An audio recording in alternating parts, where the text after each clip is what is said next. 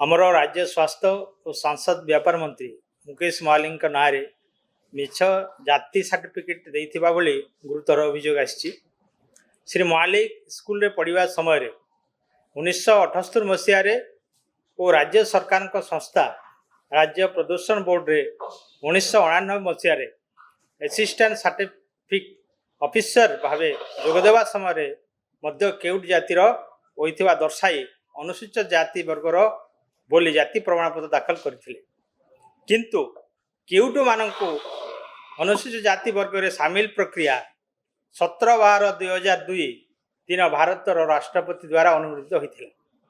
Eighty प्रश्न उठे, जदि केउट वर्ग लोकंकु अनुसूचित जाति रे 2002 मसीह सामिल करागला ताले श्री महाली पूर्वरु अनुसूचित जातिर बोली प्रमाणपत्र दाखल करथिले।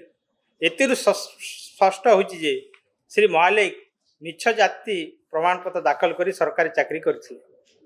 श्री महाली विरोध में आरडीसी निकट अभियोग हेबा परे यार तदंत करी रिपोर्ट दाखल पाई विभागीय अधिकारी को निर्देश दिए। विभागीय अधिकारी रिपोर्ट दाखल करी सारिथिले सुधा राज्य सरकार चापरे आरडीसी कार्यानुष्ठान होना। तेणु जड़े मिथ्या जातिगत प्रमाणपत्र दे सरकारी चाकरी हासिल करिथिबा श्री महाली को तुरंत मंत्रिमंडल इस्तीफा दियंतु अथवा मुख्यमंत्री तांको तुरंत मंत्रिमंडल बहिष्कार करंतु बोली आमे बिजू जनता दल दाबी करूछु।